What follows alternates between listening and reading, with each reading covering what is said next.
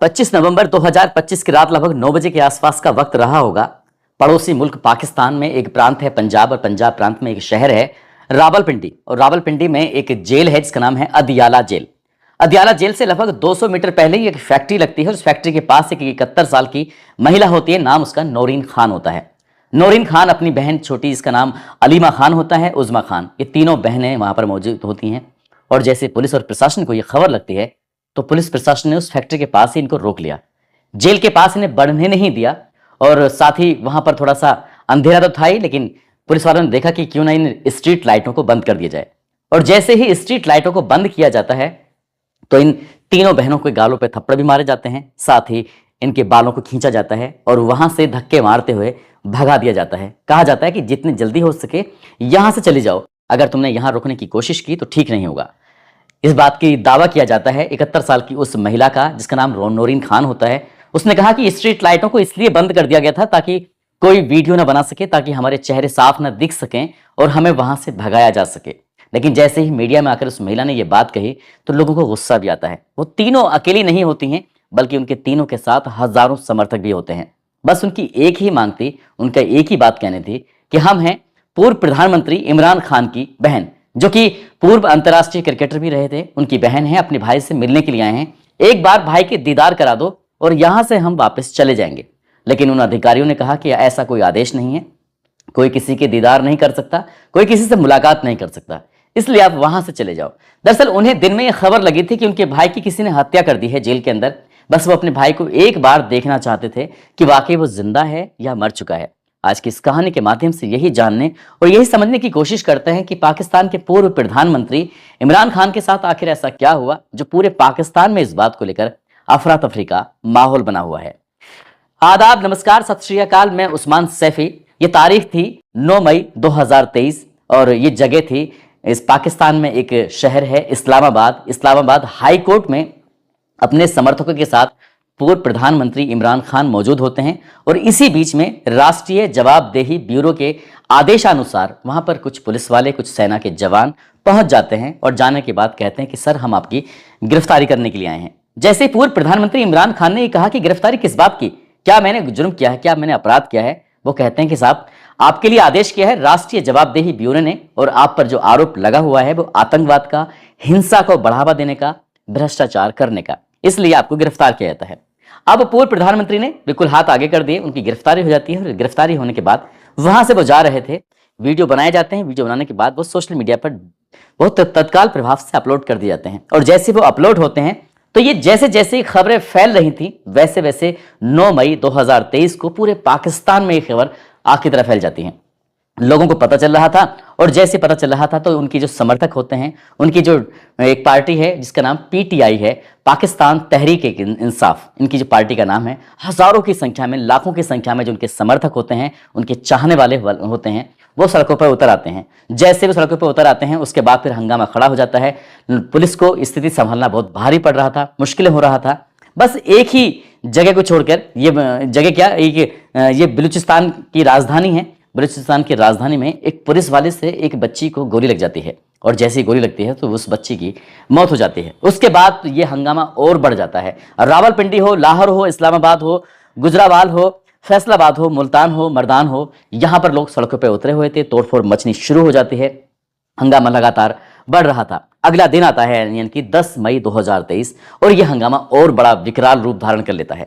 जैसे ही विकराल रूप धारण करता है, वहां पर पूरे पाकिस्तान में 4 प्रांत हैं, 4 प्रदेश हैं। सिर्फ सिंध प्रांत को छोड़ने के बाद पंजाब प्रांत हो, खैबर पख्तूनख्वा हो या फिर बलूचिस्तान हो, हर जगह के इंटरनेट बंद कर दिए गए थे ताकि अफवाहों का दौर बंद हो जाए। लेकिन अफवाहों का दौर इस कदर फैल गया था कि लोग फिर न केवल सड़कों पर उतरे, बल्कि हवाई जहाज जैसे मुख्य मार्गों को बंद कर दिया गया। मुख्य मार्ग जैसे बंद हो जाते हैं तो हवाई फ्लाइटें जो होती हैं वो भी रुक जाती हैं। बिल्कुल ऐसा समझ लो कि पाकिस्तान कुछ देर के लिए बिल्कुल रुक गया हो, जाम हो गया हो। और ये लोगों में जो गुस्सा था उसको लेकर लगभग 14 सरकारी इमारतों में आग लगा दी गई। साथ ही 21 जो वाहन थे पुलिस के, उनको भी आग लगा दी गई, फूंक दी गए। 130 कर्मचारियों को गंभीर रूप से घायल कर दिया। अभी पुलिस पर तो बस की बात थी नहीं, इसलिए सेना ने पूरे मामले को अपने हाथों में ले लिया और जब सेना ने अपने हाथों में लिया तो फिर सेना ने इस पर जवाबी कार्रवाई करना शुरू कर दिया। जैसे सेना जवाबी कार्रवाई कर रही थी तो इसी जवाबी कार्रवाई में 8 लोग मारे जाते हैं और लगभग 300 लोग गंभीर रूप से घायल हो जाते हैं। बस इतना था कि फिर कोर्ट को बीच में आना पड़ा। कोर्ट ने कहा कि यह गिरफ्तारी गलत हुई है और इनको रिहा किया जाता है। क्योंकि लगातार पाकिस्तान के हालात बिगड़ते चले जा रहे थे, इसलिए पूर्व प्रधानमंत्री इमरान खान को रिहा कर दिया जाता है और पब्लिक शांत हो जाती है। पब्लिक शांत हो जाती है, लेकिन जो इस बीच में तोड़फोड़ हुई है, इस बीच में बहुत सारा नुकसान हुआ है, उसको भी देख रेख करना था। और जो उस वक्त जो प्रधानमंत्री थे, उस प्रधानमंत्री ने भी अपने आप से ही इस मामले को संज्ञान लिया, सेना ने भी संज्ञान लिया और कहा कि गिरफ्तारी तो होनी ही है, लेकिन इसको थोड़ा सा तरीके के साथ होना चाहिए। ये विपक्ष का मुख्य चेहरा थे और वैसे भी बहुत ज्यादा चर्चित थे। इनका चर्चित होना एक आम बात भी थी। आम बात इसलिए थी क्योंकि वे क्रिकेट से भी जुड़े हुए थे, राजनीति में वो आए हुए थे और जिस तरह से उनका काम करने का तरीका था वहां पाकिस्तान की आवाम को तो पसंद आ रहा था, लेकिन सेना को उनके काम करने का तौर तरीका बिल्कुल भी पसंद नहीं आता। और ये कहा जाता है पाकिस्तान में सरकार उसकी चलती है जो जाकर सेना की गोद में जाकर बैठ जाता है। ऐसा भी दावा किया जाता है कि सेना की गोद में जाकर शायद इमरान खान बैठे नहीं थे, इसलिए सेना का सपोर्ट उन्हें मिला नहीं था और ना मिलने की ही वजह से जब इन्हें जनता ने चुना था, चुनने के बाद अगस्त 2018 में ये पाकिस्तान के प्रधानमंत्री बन जाते हैं और इनका कार्यकाल चलता रहता है। लेकिन अप्रैल 2022 की ये बात है, ये 19वें प्रधानमंत्री थे।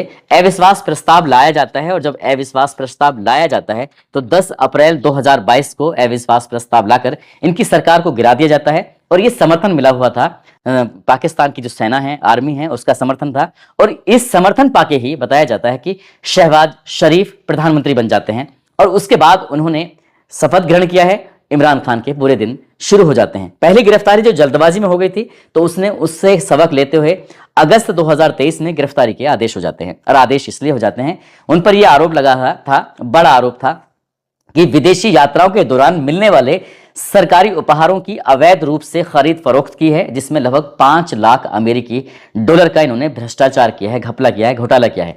उस वक्त ये अपने आवास पर मौजूद थे और आवास पर मौजूद होने के बाद ही इनको गिरफ्तार कर लिया जाता है। क्रिकेट की दुनिया में अंतर्राष्ट्रीय पहचान बना चुके थे, पाकिस्तान में भी घर घर में अपनी पहचान बना चुके थे, लेकिन दूसरे प्रधानमंत्री बनते ही शहबाज शरीफ के आने के बाद ही इनके बुरे दिन शुरू हो जाते हैं। विपक्ष का प्रमुख चेहरा होने के बावजूद भी इनको गिरफ्तार कर लिया गया और गिरफ्तार करने के बाद फिर इनको ये कहा गया, क्योंकि इनकी 3 साल की सजा सुनाई गई थी भ्रष्टाचार के मामले में, और कहा जाता है कि रावलपिंडी के केंद्रीय जेल के अंदर ये रहेंगे। इन पर लगभग 150 के आसपास मुकदमे दर्ज हो जाते हैं। मुकदमे वही थे, भ्रष्टाचार, आतंकवाद और जो तमाम तरह के आरोप इन पर लगते रहे वो इस तरह के आरोप थे। कई में दोषी ठहराए गए तो कहीं में ये बरी भी हो चुके थे। लेकिन इनको जब जेल में रखा जाता है तो एकांतवास में रखा जाता है ताकि किसी से मिल ना सकें, बात ना कर सकें, अपने दिल की कह ना सकें, किसी दूसरे के दिल की सुन ना सकें। ऐसे व्यक्ति की, ऐसे अधिकारी की, जेल अधिकारी की रावलपिंडी की उस जेल के अंदर पोस्टिंग की जाती है जो बहुत ही अकड़ू मिजाज का हो। चाहे कोई भी सामने आ जाओ, किसी से बातचीत नहीं होगी तो नहीं होगी। आप इसी बात से अंदाजा लगा सकते हैं कि खैबर पख्तूनख्वा जो वहां का प्रदेश है, वहां के मुख्यमंत्री सोहेल अफरीदी, उन्होंने पहली बार एप्लीकेशन लगाई, यानी कि जैसे जेल में मुलाकात करने का एक तरीका होता है, एक प्रोसेस होता है, उसके तहत कि वो इमरान खान से मिलना चाहते हैं। पहली बार प्रार्थना पत्र लगाया गया, कहा गया तो उनसे मिलने से मना कर दिया कि आप मुलाकात नहीं कर सकते।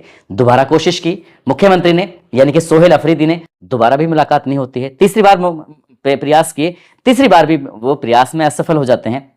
खैबर पख्तूनख्वा के मुख्यमंत्री सोहेल अफरीदी तीसरी बार, चौथी बार, 5वीं बार, 6ठी बार, 7वीं बार इस तरह से लगातार प्रयास करते रहते हैं। 7वीं बार जब कंप्लीट हो जाता है उसके बाद फिर वो शायद आगे कोशिश नहीं करते हैं। जब मीडिया वालों ने उनसे बातचीत की तो उन्होंने ये बात मीडिया में आके बताई थी कि मैंने खुद ने इमरान खान से मुलाकात करने के लिए 7 बार कोशिश की, लेकिन जेल के अधिकारी ने मुझे मिलने ही नहीं दिया। आप इस बात से भी अंदाजा लगा सकते हैं कि एक जेल अधिकारी के सामने एक मुख्यमंत्री की क्या विसात रही, यानी कि कुछ चली ही नहीं और वो पूर्व प्रधानमंत्री से मुलाकात नहीं कर पाए। लेकिन हद तब हो जाती है जब 25 नवंबर 2025 को अफगानिस्तान की मीडिया की तरफ से दावा किया जाता है कि पूर्व प्रधानमंत्री इमरान खान की जेल के अंदर हत्या कर दी गई है, और हत्या अब नहीं, लगभग 17 दिन पहले कर दी गई है।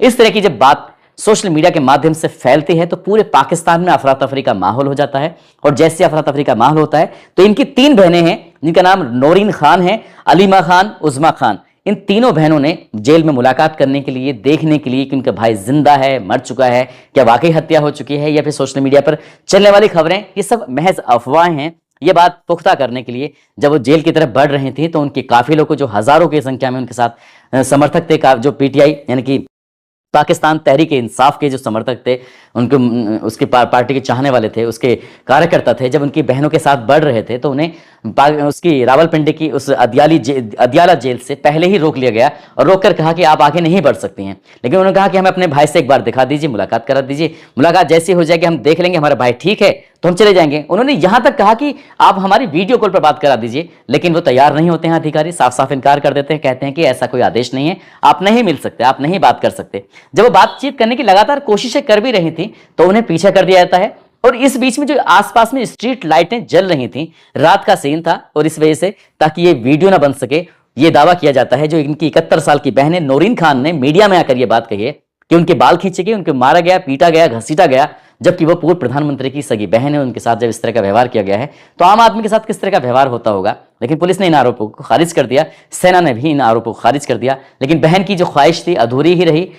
ये परिवार की तरफ से ये दावा किया जाता है कि पिछले 1 साल से 3 अक्टूबर 2024 से उनकी बहनों की मुलाकात ही नहीं हुई है, इनकी मिलने ही नहीं दिया गया है। और ये बात नहीं है, बल्कि जो पीटीआई, इनके पाकिस्तान तहरीक इंसाफ के जो कार्यकर्ता हैं, जो इमरान खान से मिलना चाहते थे, अक्टूबर 2024 से उनकी भी किसी की भी मुलाकात नहीं हुई है। और पिछले 17 दिनों पहले हत्या का दावा किया जा रहा है कि उनकी 17 दिन पहले उनकी किसी सेना के किसी अधिकारी ने, उसने कहा कि नाम ना छापने की शर्त पर ऐसे वहां के किसी को बताया था, और इसीलिए ये बात बिल्कुल फैल जाती है, चारों तरफ खुल जाती है। लेकिन अभी इस बात पर कोई पुख्ता नहीं है। अलग अलग तरह की जानकारियां थी जो सोशल मीडिया पर लगातार चल रही थी कि बीमारी की वजह से मौत हुई है, किसी ने कहा कि जहर दे दिया गया है, किसी ने कहा कि सेना ने उन्हें पीट पीट कर मार दिया गया है। अब वो बात कितनी सच है कितनी झूठ है, लेकिन पाकिस्तान की सरकार ने साफ साफ कहा है कि जितनी भी खबरें चल रही हैं सब की सब झूठी हैं, बेबुनियाद हैं और इसमें कोई सच्चाई नहीं है। लेकिन पाकिस्तान की सरकार ने उनसे किसी परिवार वाले से बातचीत भी नहीं कराई है, इसलिए अभी संशय की स्थिति बनी हुई है, अफरा तफरी का माहौल बना हुआ है। वो जिंदा हैं या मुर्दा हैं, इस बारे में अभी किसी को कुछ जानकारी है ही नहीं। दोस्तों, इस पूरे घटनाक्रम को सुनाने का उद्देश्य किसी को परेशान करना नहीं है, किसी का दिल दुखाना नहीं है, बल्कि आपको जागरूक करना है, आपको सचेत करना है, आपको बताना है कि पड़ोसी मुल्क पाकिस्तान में कुछ ऐसा भी होता है कि मुख्यमंत्री की इतनी बिसात नहीं है कि वो जेल में जाकर पूर्व प्रधानमंत्री से जाकर मुलाकात भी कर सके। जेल के अधिकारी को इतनी पावर दे दी गई कि मुख्यमंत्री भी मुलाकात नहीं कर सका। जाते